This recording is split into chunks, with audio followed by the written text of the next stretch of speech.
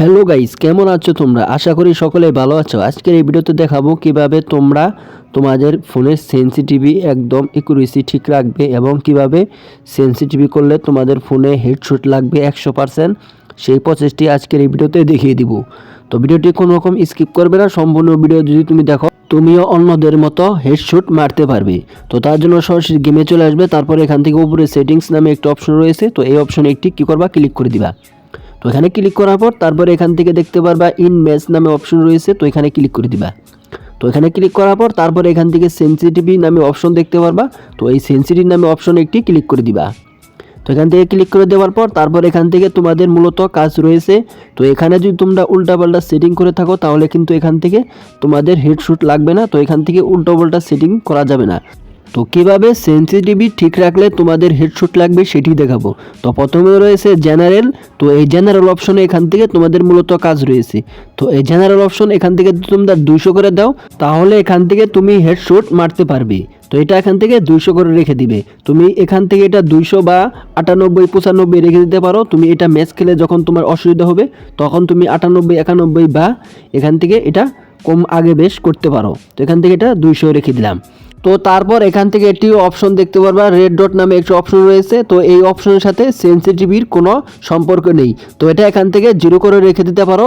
তো এটা কিন্তু কোনো হেডশটের কাজে লাগবে না।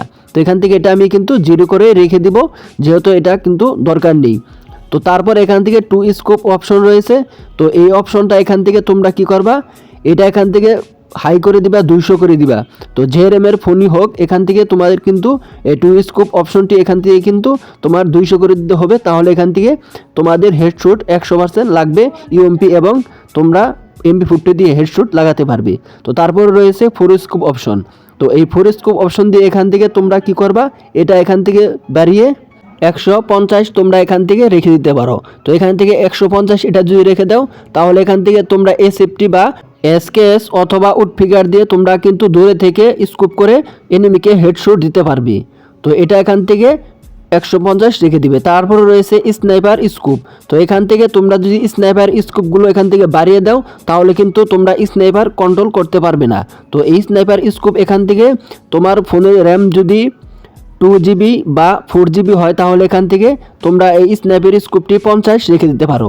আর যদি তোমাদের ফোনের র্যাম 6GB 8GB এবং 12GB হয় তাহলে এখান থেকে তোমরা এটা 30 করে রেখে দিবে, তাহলে এখান থেকে তোমরা স্ন্যাপারটা খুব সুন্দরভাবে কন্ট্রোল করতে পারবে। তো আমি যেভাবে বলছি সেভাবে প্রত্যেকটা স্কোপ কিন্তু সেনসিটিভি একভাবে রেখে দিতে হবে, তাহলে এখান থেকে তোমরা চালাতে পারবে। তো এখান থেকে আমি এটি 50 রেখে দিলাম।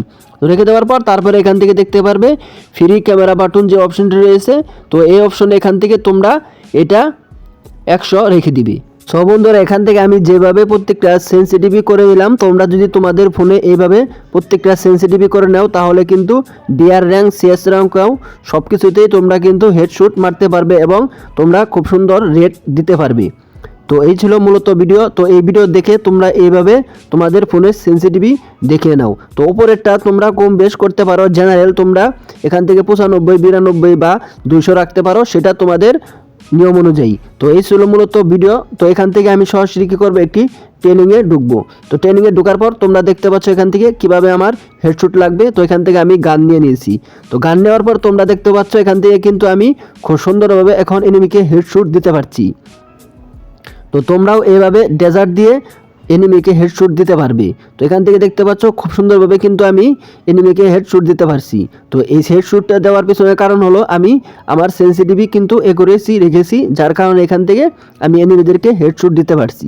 তো তোমরাও আমার সেনসিটিভি এইভাবে তোমরা তোমাদের ফোনে অ্যাপ্লাই করে দেখতে পারো, 100% হেডশট লাগবে। তো এই ছিল মূলত ভিডিও। তো ভিডিওটি কেমন হয়েছে অবশ্যই জানাবে। ভিডিওটি ভালো লাগলে চ্যানেলটি সাবস্ক্রাইব করতে ভুলবেন না। দেখা হবে পরবর্তী ভিডিওতে।